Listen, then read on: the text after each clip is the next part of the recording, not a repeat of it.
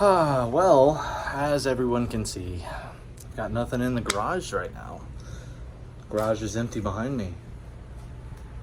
Does that mean it could be another time to start playing with another project?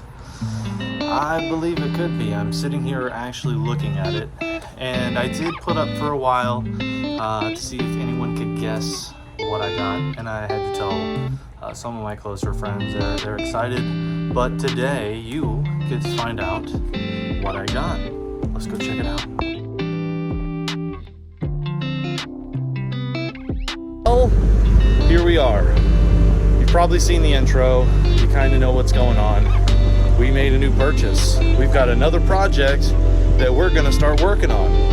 And today, I'm here to pick it up. There she is. Yes, that is a VW bus. I believe it is a 73 or 74. And I've always wanted to own a Euro bus. And now, I have one. More to come. Let's get this bad boy home and get started. My wife is cheering right now inside. She didn't believe that I actually found one and I was going to bring it home. And I did. I have a 1974 VW Euro bus. Now the door does have to be fixed. The rail underneath is definitely going to need some love, and I don't think he properly put it back on, so I will have to take the rain guard off so I can actually put the door back on correctly. And it does need the wheel bearings on the door. I'm going to need to get tires, so I'm going to be reaching out to REM for those. That's where you get all your wheel and tire accessories. REM Motorsports, check them out. Maybe here, I'm not sure.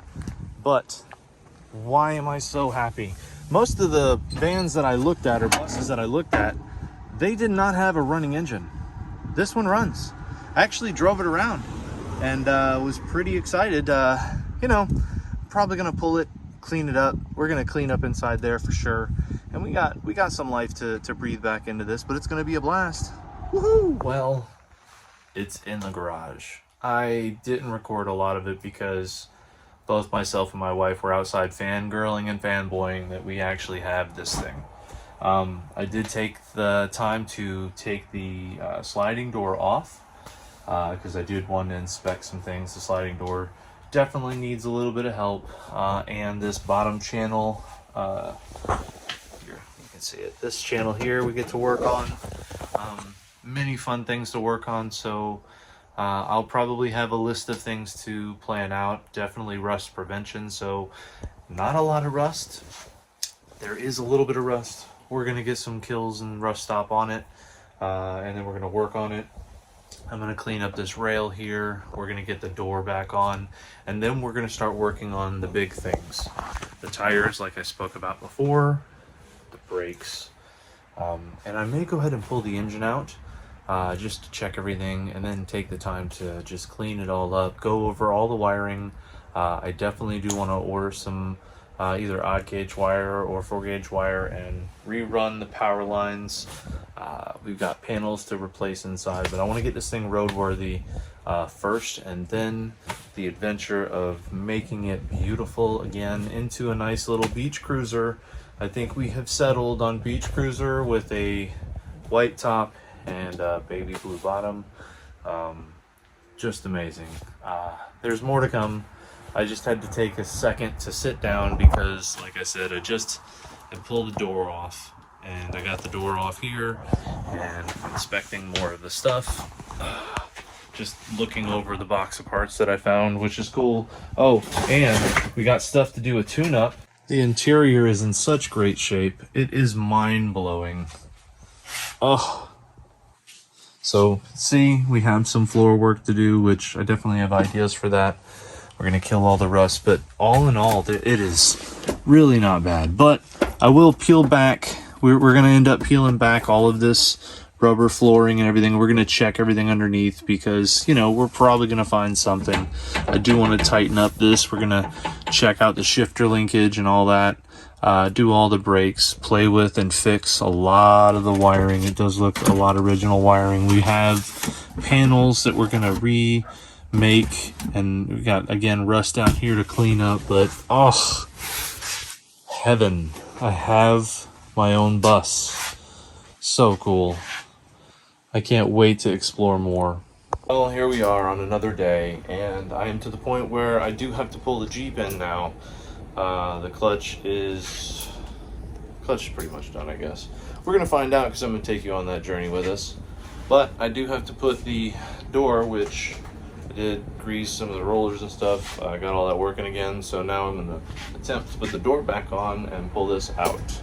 So here we go. Okay, I wanted to take a second and give an update. I was meaning to pull this out. I was gonna put the door back on, and I got the wheels freed up, but then I discovered that I had this hole right here, which I went ahead and cut a piece of metal and made myself a temporary bridge right here in this spot.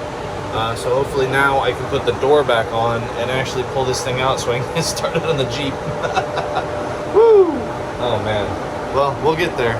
It is nighttime now, and I finally got the door on. That was difficult to get lined up, but we got it on so I could lock the van up. So the van's outside, Jeep's in the garage. Now it's time to start on the painful disassembly. Back at it, day 2. So yesterday I got the drive shafts, got the exhaust disconnected, so I have to pull that out of the way. So today is transfer case, because I don't have anything to really muscle the whole transfer case and transmission all together. Being this is the first time as well, I don't know how heavy it really is, so I'm going to separate them and hopefully call in maybe an extra hand, see if we can get that done. Being it is a hot day, I'm going to be running fans, so it's going to be super loud in here. So it's probably all going to be time lapse, and then I'll probably do some breaks and cuts, bring you guys along. Again, you can find JKU disassemblies and stuff, so I didn't really cover a lot of what I've already taken off the drive shafts and whatnot. There's tons of footage of that. I'm just kind of telling my own journey. Thanks for watching.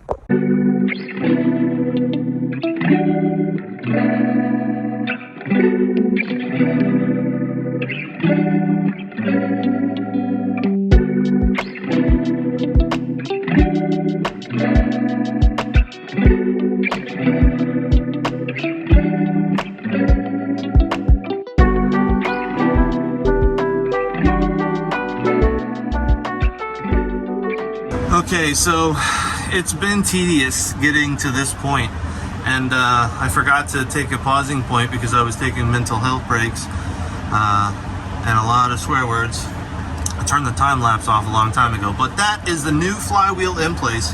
Just torqued the bolts onto it. We had to replace the rear main seal. It was not leaking from the seal, it was leaking around the edges of the seal.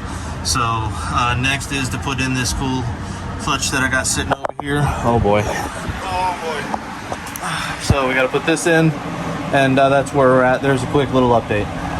Okay, so yeah, look at my pumpkin, my big pressure plate now. So I got this awesome upgraded clutch in here. The throwout bearing, or the not the throwout bearing, the pilot bearing inside the flywheel was like big and juicy. So we got this all Loctited, we got this all torqued in. Now comes the painstaking parts of merging everything back together. I do not think I'm gonna do another break-in past this point, so I'll just show it done whenever we're done. So thanks for sticking along. All right, well, I bring you to a later point on. So I jumped into wanting to work on the brakes, and I've already had a lot of this off and already had this up. The brake drums are kind of seized on there, and you know, the little tools and stuff that I kind of had didn't work. So we have to move on to actually removing this whole thing. So I had to order parts. This is the 46 millimeter socket you need to put on that, and then I had to buy this tool, which will actually allow me to pull the whole thing out. Yeah, so that will go on there and allow me to pull this whole mechanism off of here, because we do have to replace the tires as well. But I want to get both of the rear drums rebuilt and done, because that's stopping us from even taking it around the block right now. So we got to fix this, and here we go.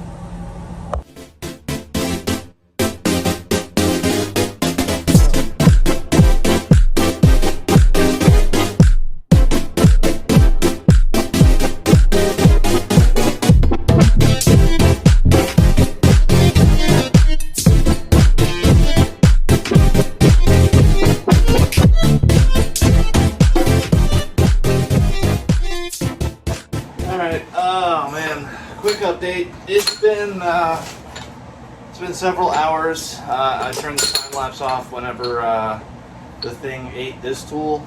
I guess these are two dissimilar metals, and whenever I was trying to pull the whole hub assembly off, I guess it got too hot, even though I lubed it up and stripped out in here. So then I had to pull that off. Ended up getting enough of the liquids in there to help free this thing up so I could spin it off. Got some WD-40 in there.